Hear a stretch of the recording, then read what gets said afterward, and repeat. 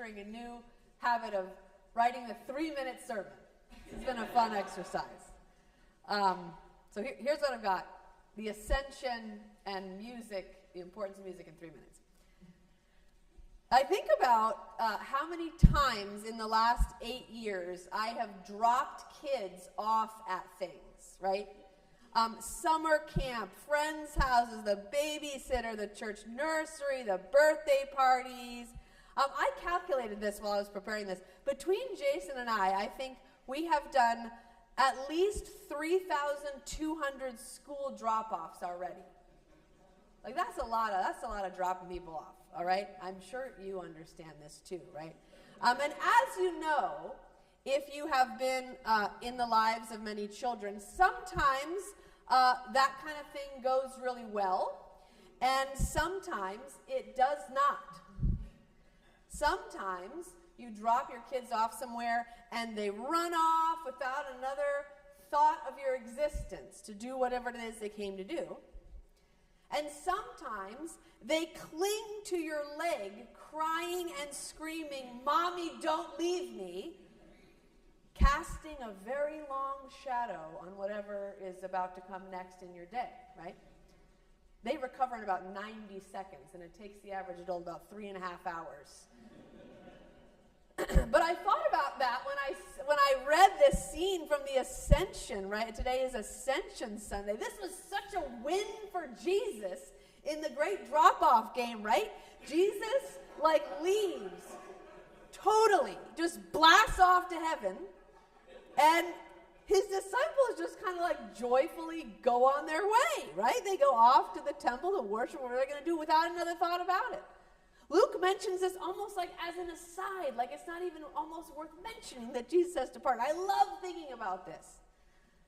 About this idea that somehow Jesus' presence with and within the disciples in those moments was so real, so fixed, that his physical departure was not upsetting to them in any way. It was almost not even worthy of note.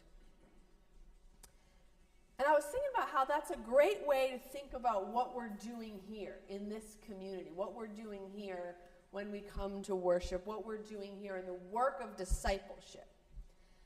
The work of discipleship is about developing habits or activating mindsets or gathering a community around the practice of being so securely attached to the sacred that we can go about our work with a profound amount of trust that it is always there, that it is always with us, and that it will always come for us. I think there's so many ways we practice that. We practice that in prayer and contemplation. We practice that in worship. We practice that through our learning. We practice that when we hear the word, that secure attachment to the holy. But today, of course, I just want to express a profound amount of gratitude for the ways that music helps us to do that. I was thinking about how music opens up that part of our hearts that's just more easily able to say to the holy, "Oh, there you are. I knew you were there." Music, for many of us, is part of our practice of attaching to the sacred.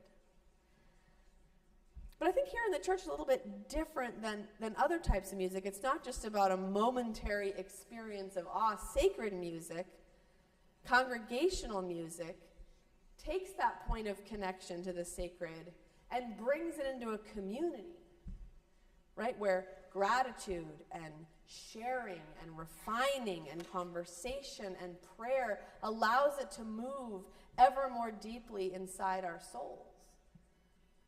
Right here, we don't just hear beautiful things. We engage with music and in that way learn the habits of harmonizing and modulating and listening and attending and projecting and reflecting and critiquing and sharing and interpreting and contextualizing and celebrating.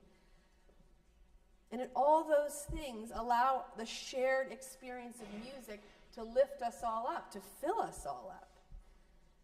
to solidify this connection we have with one another and with God so that we can go confidently into the world to do our work, which could be thought of as the work of singing that song that was embodied in Jesus to everyone we meet. And so I guess today what I would just like to do with whatever seconds remain of the 3 minutes I promise you is to say, Zachary, Heidi, singers, ringers, accompanists, band members, right? I am just so grateful for the ways that you aid us on the journey of finding the sacred in our lives and in this place. And I really bless you for all the ways that you've done that this year, for all the ways that you've led us, all the ways that you've challenged us, all the ways that you have asked us to come along with you, and all the gifts you've offered to us. We give you our thanks, and like Jesus did, we give you our blessing, and we just remain humbly grateful to you for this. And so maybe, I just thought of this, maybe you want to, Jesus said he lifted his hands up and blessed them. Do you want to lift a hand up toward the musical section of this, everyone? And say, we thank you, and we bless you. Amen.